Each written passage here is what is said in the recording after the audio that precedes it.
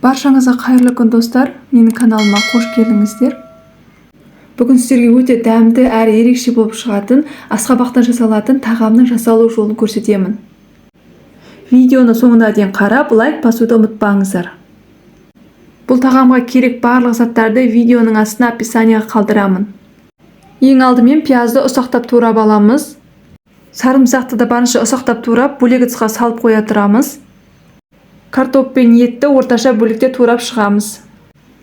Мен жылқының етін қосып жатырмын. Сіздер кез келген етті қолдансаңыздар болады.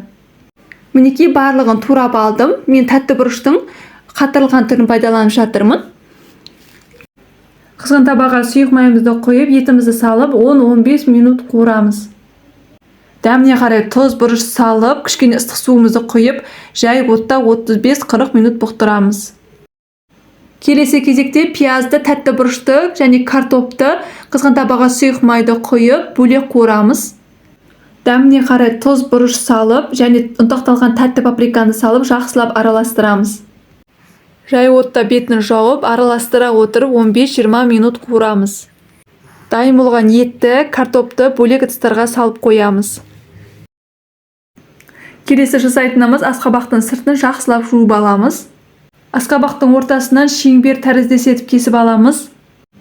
Мінекей кесіп дайындап алдым. Енді асқабақтың ішін артық заттардан тазалаймыз. Кесіп алған қақпағы да бізге керек болады. Сондықтан қасықпен барлығын жақсылап артық заттардан тазалаймыз. Асқабақтың ғана емес, тіпті дәнінің өзінің де пайдасы өте зор екен. Сондықтан тастамауға кеңес беремін. Асқабақтың ішін және қақпағын артық заттардан тазалап алдым.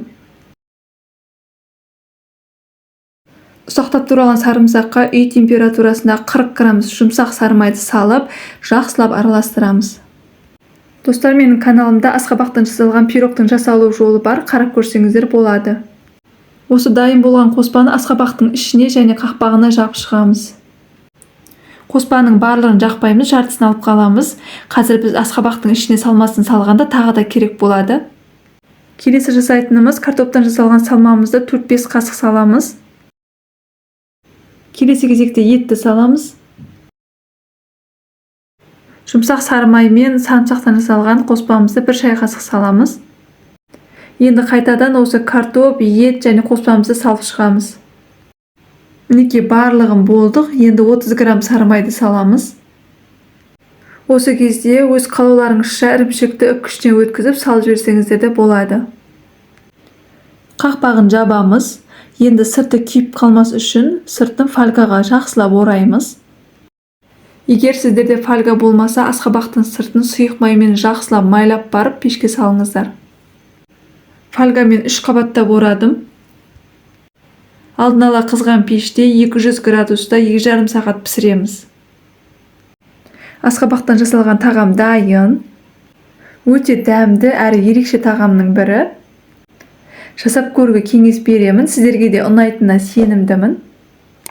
Достар, каналыма тіркеліп, лайк басуды ұмытпаңыздар. Видеоны соңына дейін қарағандарыңызға рахмет. Баршаңызға ас болсын. Сіздермен болған Ақшолпан.